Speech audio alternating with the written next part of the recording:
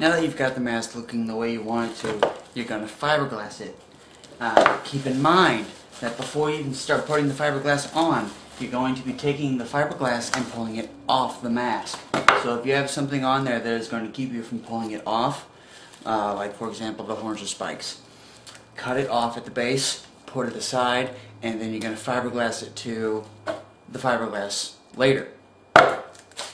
Now to start fiberglassing the mask, you're going to be needing fiberglass, hardener, a disposable mixing container, something to mix it with that you can throw away, and something you can brush the resin onto the mask and throw it away.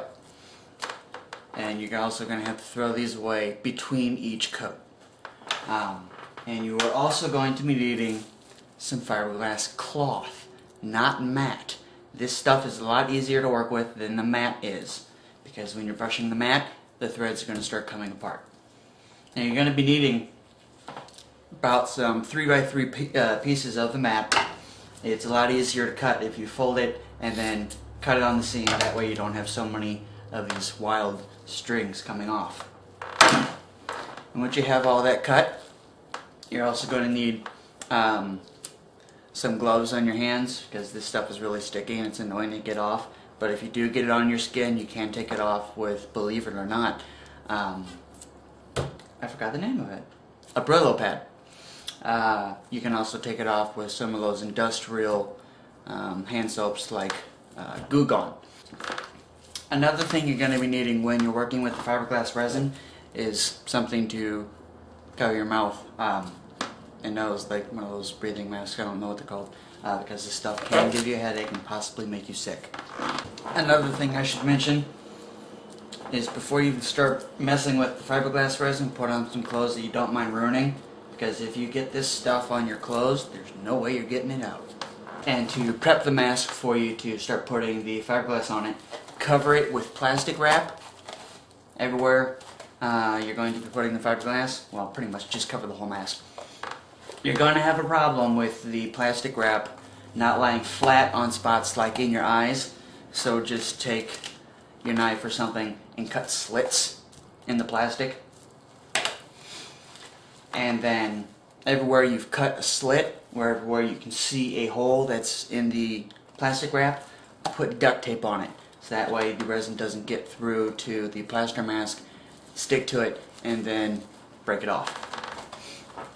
And once you have the mask covered in the plastic wrap and your tape,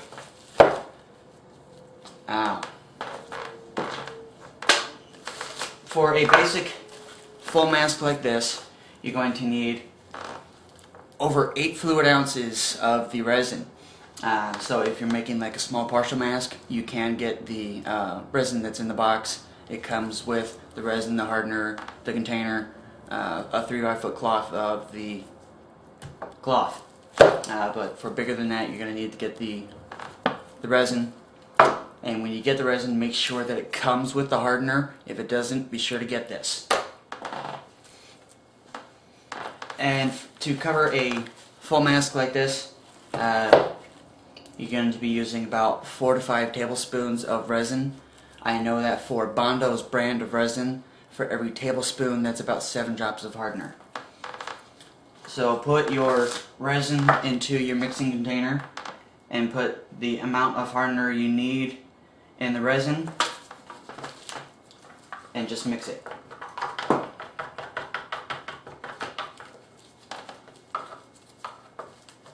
Don't throw away the stick, because you can use this while you're putting the cloth on the mask. Now to start putting the cloth on the mask, just take a little bit of resin and brush it on to where you're going to be putting it. That'll help it stick a little better. And then put the cloth on that spot and brush the resin on it till it's fully saturated. And when you are putting on the cloths on the mask, try to keep the edges of the cloth off, like corners on your mask, because if it's too close, you're going to get these little wild strings hanging off right at that spot. So you want to be able to fold the cloth over that corner and rinse and repeat. Brush on the resin, put on a patch of the cloth, and cover the whole mask. Yes, you are going to have to overlap each patch. When your resin in the container starts getting all like gel, toss it out and make another batch. Don't put this stuff down your garbage disposal. It's used for fixing cars and boats. Once you have the full mask covered and one layer of the fiberglass cloth, let it sit for about 20 to 30 minutes for it to dry. It's not fully cured, but it's dry. To tell when it's dry, it won't feel tacky anymore.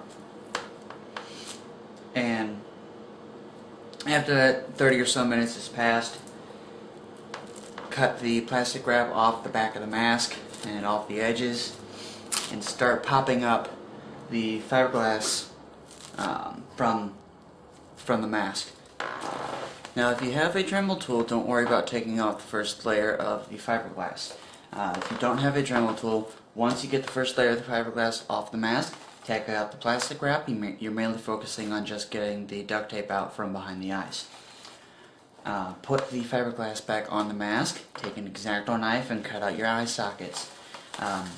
If you have access to a drill, you can use the drill to put in your nostril holes. If not, use your X-Acto knife.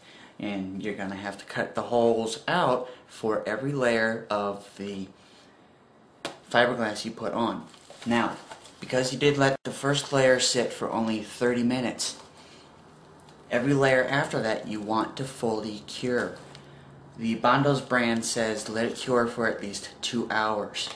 So after your first layer of the fiberglass, every layer after that, let it cure for 2 hours, take it off, and check to see if it's as hard as you want. Like, as you notice, this one is 2 layers, it's not moving, and if I whack this on the table, it's not going to break at all. And once your mask has fully cured, and it's as hard as you want it to be, this is when you're going to start putting on your other features. Take the feature, tape it to the mask where you want it to be, and fiberglass the feature, and fiberglass it onto the mask. Now you want to put at least 2 layers of fiberglass on the features that you're adding to the mask. That way they're pretty much rock hard.